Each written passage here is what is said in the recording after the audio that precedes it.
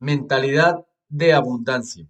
La nevera llena, el tanque de gasolina repleto, tu cuenta bancaria robusta, tu vestir inundado de bellas y finas opciones, tu corazón pletórico de la presencia de Dios en tu vida.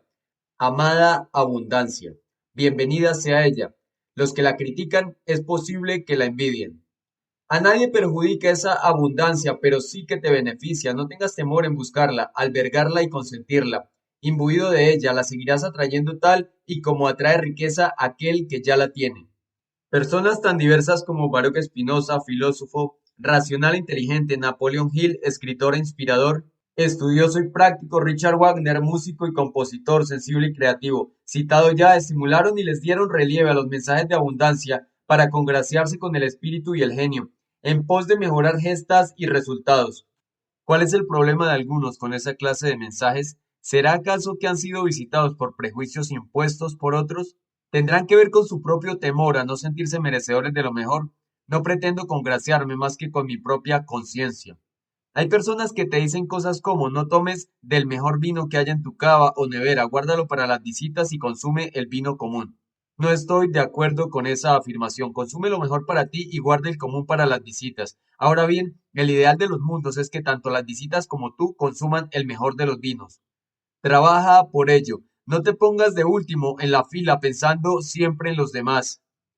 Me llama la atención cierto tipo de comentarios en las redes sociales en los que, refiriéndose a muchas personas ricas del planeta, se destacan virtudes como la sencillez y la humildad. Una u otra persona no exhibe sus autos, ni sus yates, ni sus casas, ni sus relojes, ni sus correas de marca y en tal virtud dice que dan un mensaje de frugalidad y prudencia dignos de imitar. Pienso diferente. He visto fotografías del difunto Papa Juan Pablo II y del Dalai Lama abanderados de la espiritualidad y la humildad con un Rolex de oro en su muñeca. Y eso no los hace menos espirituales. Bill Gates, uno de los hombres más ricos en la historia, era citado por algunos en esas redes como ejemplo de sencillez. Mira, Juan Diego, él no muestra ni su ropa de marca, ni relojes ostentosos, ni se pasea en un Ferrari, me dicen. A esa persona en particular le expresé, no saques conclusiones tan rápido, es posible que él sea como dices que es, lo cual me parece fantástico. Pero te recuerdo algo, esa misma persona que destacas por sencilla y humilde, Bill Gates, compró una casa de más de 60 millones de dólares. Tiene 6.130 metros cuadrados, 24 años y un garaje con 23 parqueaderos para sus coches. Me detengo allí no porque no haya más detalles llamativos en su propiedad, sino porque creo dar suficiente ilustración para decir que no exhibir ciertas cosas no significa que no haya de tener otras igual o más ostentosas. ¿Con quién hablas de abundancia?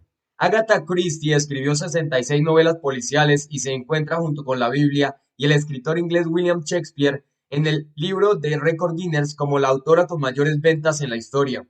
Si a cualquiera de ellos les dices que escribes tu libro número 10, este que lees, lo verían con buenos ojos, pero seguramente en virtud de lo que hicieron no se asombrarían. Si por el contrario le dices eso a una persona que no haya escrito ni siquiera un artículo en periódico o revista alguna, es posible que te digan, como me lo dijeron en su momento, para allá y descansa un tiempo, quizás sea suficiente por ahora. Una conclusión importante se debe desprender de esta historia. Fíjate muy bien con quién compartes tus sueños y tus objetivos. Hazlo siempre con quien haya dado ejemplo de resultados, con quien haya hecho mucho más que tú en el tema de tu interés, no con quien no haya producido logro alguno. Existen personas pobres materialmente hablando que critican la abundancia y los costosos lujos que se dan muchos ricos. No obstante, antes de mirar la viga en el ojo ajeno, hay que mirarla en el propio. Son más costosos sus lujos, dormir más de 8 horas diarias, emborracharse cada fin de semana y pagar muchas veces la cuenta de todos sus amigos. Jugar loterías, depender de un salario como única fuente de ingresos, ser experto en telenovelas, realities y cuanta serie exista. Eso sí que me parece un lujo costoso. Se cobijan con un manto de humildad al que le veo serios remiendos. El mayor de ellos es el que lo desfigura por completo, el juicio mismo. El que lo secunda pretender apropiarse de una verdad que no tiene ni ha tenido ni tendrá un dueño único. La verdad, así como la realidad son meras interpretaciones, existen tantas verdades y realidades como personas hay. Por último, el más perverso y notorio de los remiendos, fungir de humilde y austero sin haber ayudado e inspirado a nadie. Fíjate bien entonces con quién hablas de abundancia. ¿Cómo así que aumentar ingresos y reducir gastos? Aumentar ingresos y reducir gastos es de lo más aburrido. Es una de esas fórmulas que tienen por fin ver crecer una riqueza que terminarán disfrutando o malgastando otros, mientras que vives una vida de trabajo y escaso goce, una vida mediocre y limitada. Me encanta aumentar ingresos y aumentar gastos, sobre todo aquellos que apunten a vivir más experiencias y disfrutar más la vida. Aumentar ingresos y reducir gastos hará que tengas más dinero, el mismo que quizá despilfarre en un yerno con ideas y una nuera ilustrada. Gasta por debajo de lo que te ingresa, pero por favor recuerda vivir la vida. Este análisis que acabas de leer tiene aún más vigencia cuanto más vayas acumulando años. Al principio te dirán, aplaza los lujos para el final, esto es, no gastes, ahorra, que después llegarán los lujos y vivirás la vida. ¿Qué es después? Pregunto. Si el mañana no está garantizado, la palabra después supone una lotería de más números que se asemeja a otra vida. Algo así como el largo plazo o ese mismo término que John Maynard Keynes, uno de los economistas más brillantes de la historia, definía como el periodo en el cual todos estaremos muertos. En cierta ocasión vi un post en Instagram que rezaba lo siguiente: Warren Buffett, legendario inversionista, tiene 87.000 millones de dólares y sin embargo aún conserva el mismo auto Cadillac que adquirió muchos años atrás. Debo serte muy sincero admitiendo de entrada que hay muchas cosas del señor Buffett, sobre todo en el tema de las inversiones, que merecen mi respeto y admiración. Datos como ese me producen repulsa y más que alabanza condena. Datos como ese rayan en lo miserable y poco de ejemplar tiene en cuanto al uso que debe dársele al dinero, creo. Hay personas que te dicen, no viajes tanto para que tengas más dinero, no compres tanta ropa, no salgas a cenar a los mejores restaurantes, no cambies de auto. A esas personas habría que decirles, ¿y a ti quién diablos te dijo que mi objetivo de vida era acumular dinero?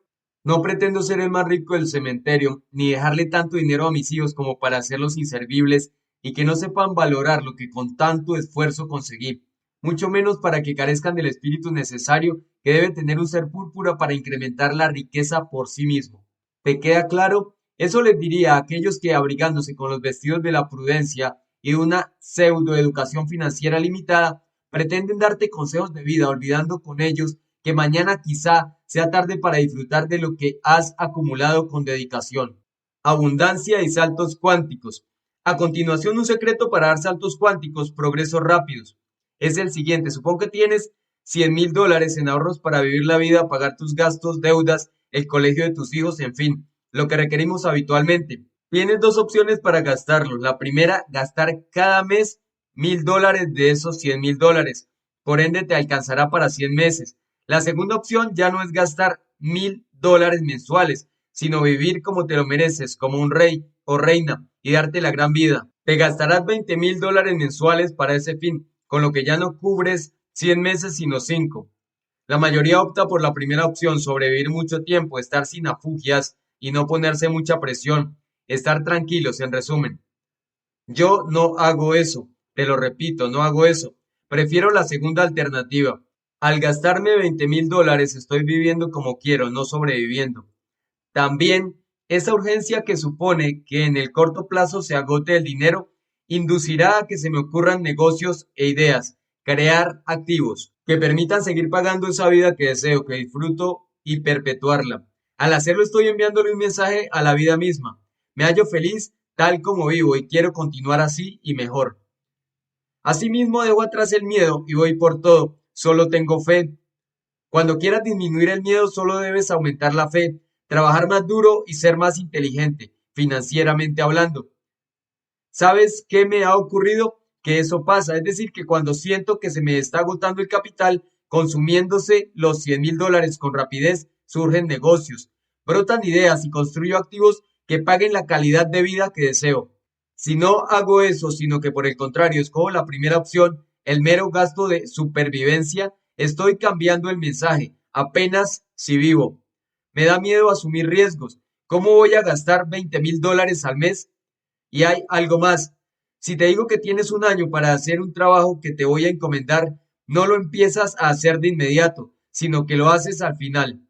Y ese es el ser humano. La mayoría de las boletas o tickets que vendemos para un evento no se pagan al principio, sino que se postergan para el final. El día en el que más vende invertir mejor nuestra empresa es el 31 de diciembre, último día de la promoción de fin de año que solemos realizar. He llegado incluso a postear en las redes sociales imágenes de los pagos que se hacen a las 11 p.m. y 12 p.m. de esa fecha, cuando se supone que a esa hora quienes pagan deberían estar dedicados a celebrar. Si por el contrario te digo que no tienes un año completo para hacer el trabajo, sino que dispones de una semana, estoy seguro de que lo harás de inmediato, lo que significa que la premura, la urgencia, hará que te muevas más rápido.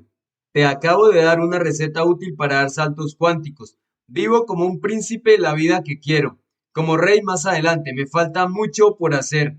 Y siempre como sucede con la muerte, una vez sentimos que es inminente o cuando nos detectan un cáncer de pulmón que nos obliga a dejar de fumar, reaccionamos. Ahí sí lo hacemos. Si te dijeran que vas a vivir 500 años, te relajas. E igual ocurre con los $1000 gastados a granel para disque vivir 100 meses. No hagas eso. Segundo caso para promover un salto cuántico financiero.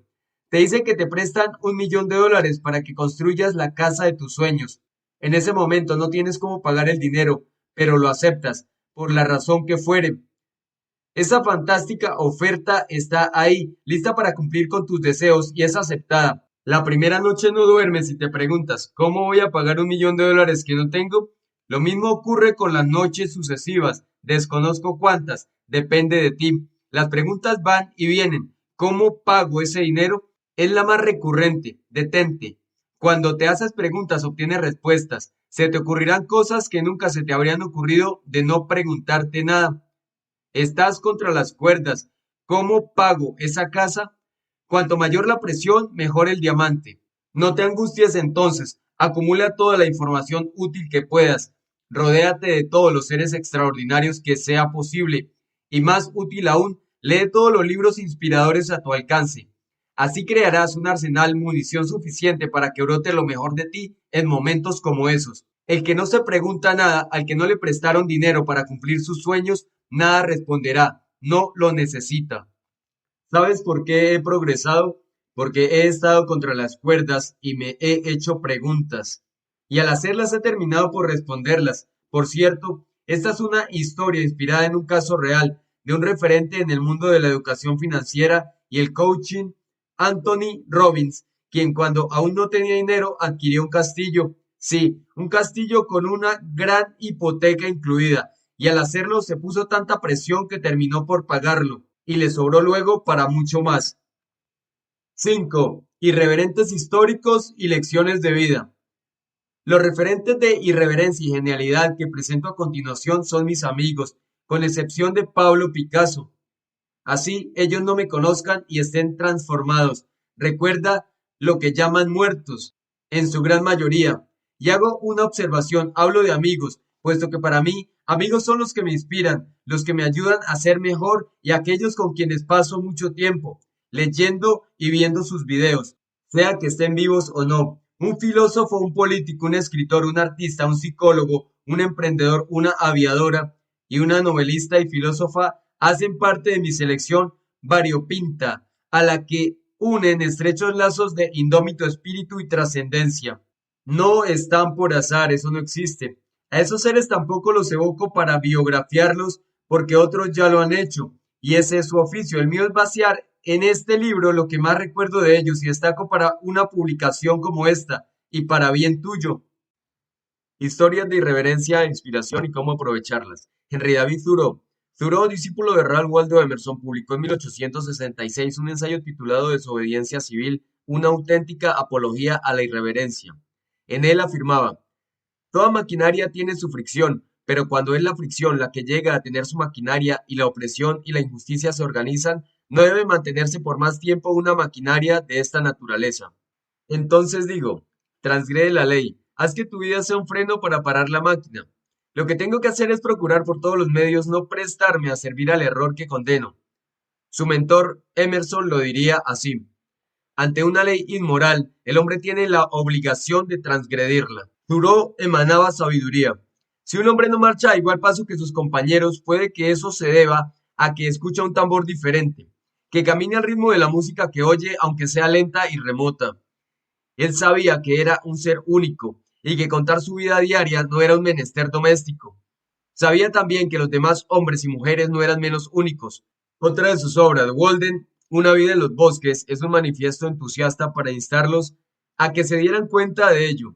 Lo definitivo, lo inigualable de Thoreau es que con él nace en el mundo un nuevo tipo de hombre culto, hasta el punto de que la propia palabra cultura cambia con él de sentido.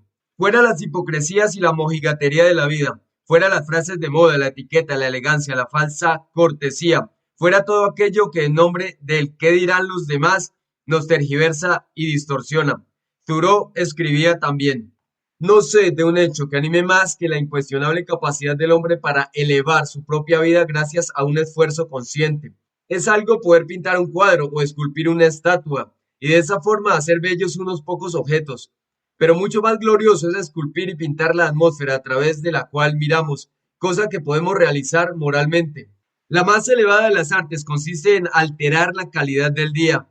Todo hombre tiene como tarea hacer su vida digna, hasta sus menores detalles, de la contemplación de su obra más elevada y crítica. Si rechazáramos o agotáramos una información tan mezquina como la que recibimos, los oráculos nos informarían claramente acerca de cómo podría hacerse esto.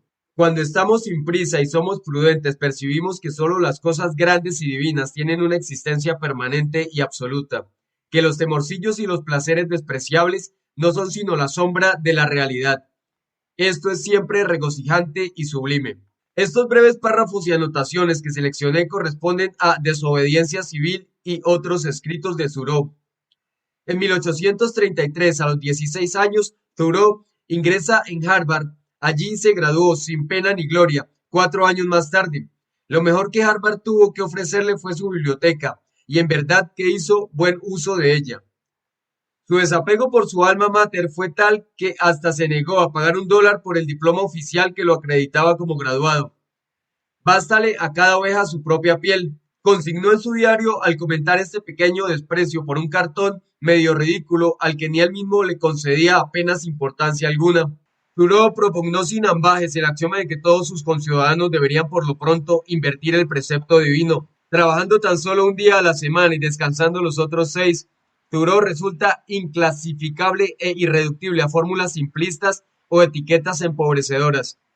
Su talante libertario y a un tiempo solidario es de una extraordinaria actualidad, como lo expresara Juan José Coy en la introducción del libro que he citado. Fue un antiimperialista en el apogeo del imperialismo norteamericano de la primera mitad del siglo XIX, defensor del derecho a pensar por uno mismo como defensa irreductible ante la avalancha del oportunismo político y compromisos ideológicos, ecologista, convencido en contacto con la naturaleza 100 años antes de los verdes, defensor acérrimo de las minorías indias en proceso de exterminio, antiesclavista, convicto y confeso en plena efervescencia racial que había de culminar muy poco antes de su muerte con el estallido de la guerra civil, y defensor del derecho a la pereza o reivindicador de aspectos creativos del ocio con dignidad mucho antes de la formulación de Paul Lafargue.